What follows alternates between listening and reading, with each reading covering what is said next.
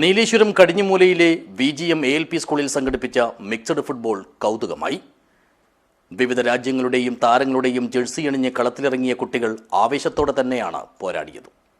This news sponsored by ഉയർന്ന ഗുണനിലവാരം, തികഞ്ഞ വിശ്വസ്തത, ജനതാ പാൽ. ഫിഫ ലോകകപ്പ് ഫുട്ബോൾ 2026 മുൻനിർത്തിയാണ് കടിഞ്ഞുമൂലയിലെ VGM ALP സ്കൂളിൽ ആൺകുട്ടികളെയും പെൺകുട്ടികളെയും ഇടകലർത്തിയുള്ള മിക്സഡ് ഫുട്ബോൾ മത്സരം സംഘടിപ്പിച്ചത്.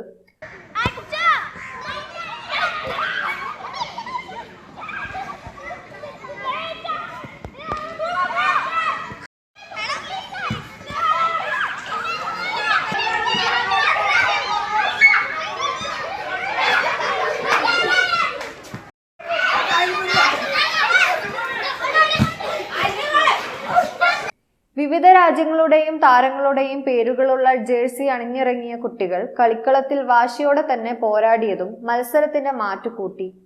മുൻ കേരള ജൂനിയർ ടീം ഗോൾ കീപ്പറായിരുന്ന TV ഉമേശൻ മത്സരം ഉദ്ഘാടനം ചെയ്തു. ഉദ്ഘാടകനായി എത്തിയ TV ഉമേശൻ അല്പനേരം കളിയുടെ നിയന്ത്രണം ഏറ്റെടുത്തത് കളിക്കാർക്ക് കൂടുതൽ ആവേശവും കൗതുകവും പകർന്നു. ഫുട്ബോളിന്റെ സ്പാർക്ക് ചില കുട്ടികളിൽ പ്രകടമാണെന്നും പ്രൈമറി തലത്തിൽ നിന്ന് തന്നെ കുട്ടികളെ തിരഞ്ഞെടുക്കേണ്ടതുണ്ടെന്നും TV ഉമേശൻ അഭിപ്രായപ്പെട്ടു. K പ്രവീൺ കുമാർ, ഷുവൈബ് നിറങ്ങാൽ എന്നിവരാണ് പൊതുവായി കളി നിയന്ത്രിച്ചത്. 19 വയസ്സല്ല, 92 മാഷക്കിയുടെ സ്കൂളിൽ ജോയിൻ ചെയ്യുന്നതിനേക്കാൾ മുമ്പേ ആ ജൂനിയർ ടീമിലെ ഗോൾ കീപ്പറായിരുന്നു. അത് കഴിഞ്ഞിട്ട് കെൽട്രോൺ എന്ന് പറയുന്ന ഒരു കമ്പനിയുണ്ട്, ടെലിവിഷൻ്റെ കമ്പനി. അവർക്കൊരു ഫുട്ബോൾ ടീമുണ്ട്. ആ കെൽട്രോണിൻ്റെ